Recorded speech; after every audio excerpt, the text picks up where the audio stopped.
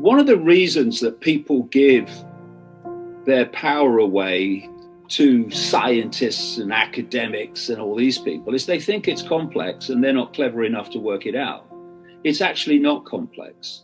If you break it down to the whole basics, it's actually very simple. It might look complex the way it all plays out, but it's actually simple in its basic form.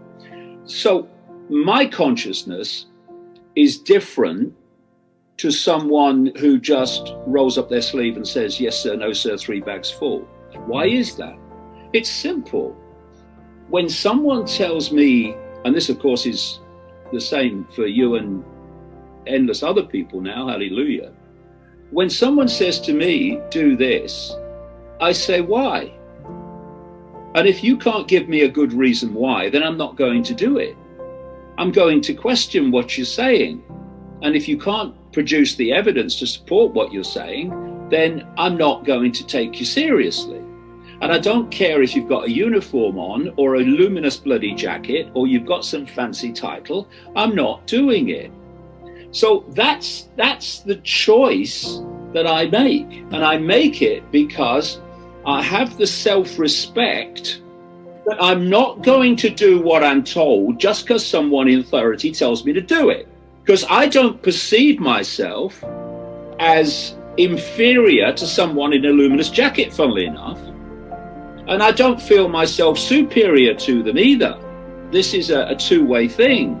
And also I have the awareness to say, look, I can work this out. I have the ability to work this out. I don't have to listen to authority to tell me what's going on. I can work it out. Other people in a different state of consciousness, the presenter people, as I call them, they don't think they've got the ability to work it out. And they don't have the self-respect, unfortunately, to say, I'm not doing what you're telling me because you're telling me. Show me why. Convince me. And therefore, they become people who perceive that authority must know best because they don't think they know best. They don't think they can know best.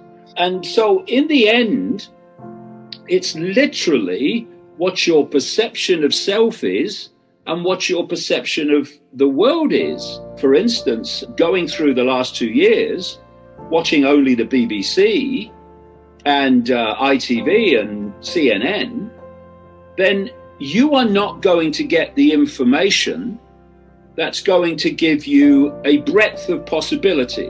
You're going to get the information that's going to give you one possibility, which is the official possibility. And if you don't have the self-respect, but also the basic streetwiseness to know that these media organizations lie to you, then you're just going to take what they say as true, and that's going to become your reality. That's going to become your perception.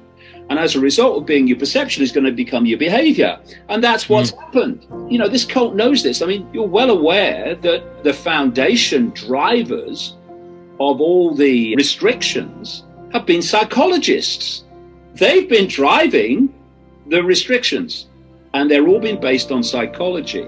This is the stadium in which the whole of life is played out. You control perception, you control behavior, you control enough perception, you control human society. You know, when people say we're in a spiritual war, well, what we're in is a tussle between basically 2 states of consciousness. One which is to control, impose, and take over, dominate, and one which wants freedom.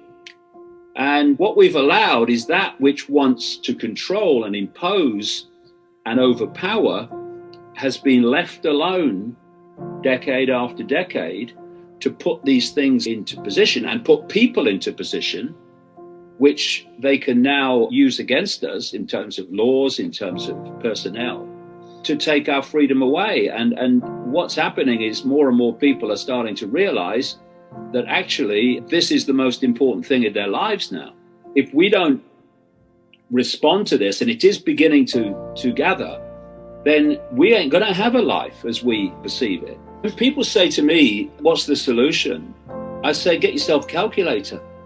Put in close to 8 billion, and then take away the people in political power, the people in uniform, the people in military, take them all away from the 8 billion. And how many of the 8 billion are left? Well, nearly all of them. Yeah, exactly. That's it.